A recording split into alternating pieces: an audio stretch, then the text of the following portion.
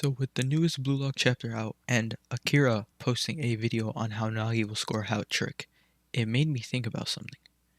In the newest chapter, we learned that ego types can thrive depending on the environment.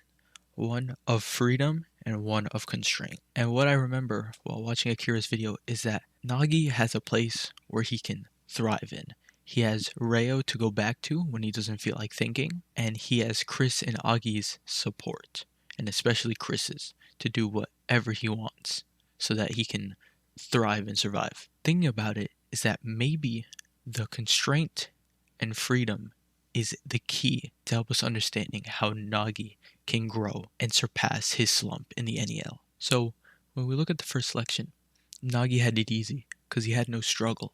Reo was always there to help him.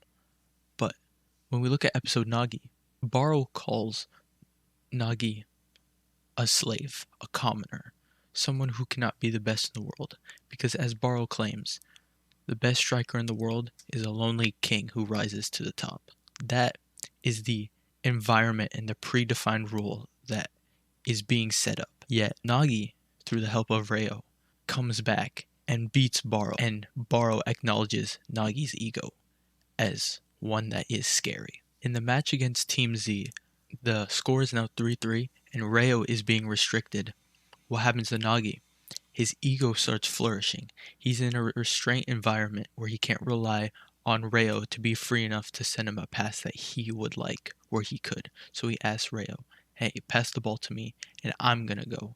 He's in a restraint environment and yet his ego flourishes up for him to think, be creative, and make passes to then score a goal and have Team V be 4-3 against Team Z. The 3v3 match against Rin, Nagi loses. But the thing is he claims he's having fun. And that's because he's now at a situation where he is constrained. He could potentially lose and leave and get kicked out of Bluelock.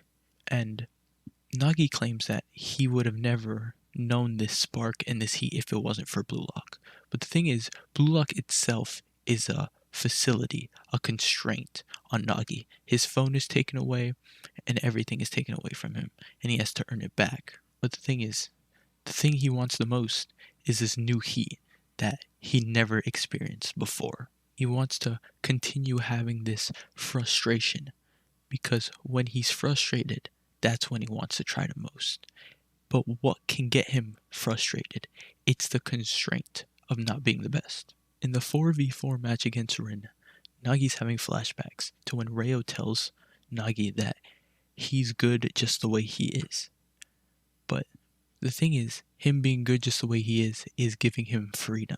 Whereas he says to Reo in his monologues that he is a liar. There is something more interesting out there than what he's doing and who he was. And because of that, Nagi has this explosion, this change, where he does a fake volley and he beats Rin. So now let's move to Manshine City. Who is the striker that's up the field? Who's the one that will have all the creativity and the ball flow to them? It's Nagi. Who's helping him out? Agi, Reo, Chris. They're all giving him a way to ideally express his desires, his instincts, his wants, and to score a goal. What flared up his ego? Was it the freedom that everyone was giving him? No, it was the restriction that he couldn't beat Isagi. He was stuck there, he was restrained. While Isagi was improving on the field at a rapid rate, becoming the main star, the eye of the storm, Nagi was sitting there, a little baby chick, doing absolutely nothing. That's why he was desperate. He needed to go back to Reo because he was stuck in that constraint.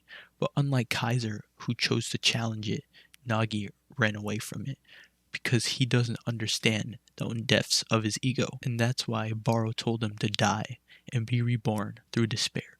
And if he does not do that, then he will fall off and he will be kicked from Bluelock and will have trouble trying to find the heat that he once had.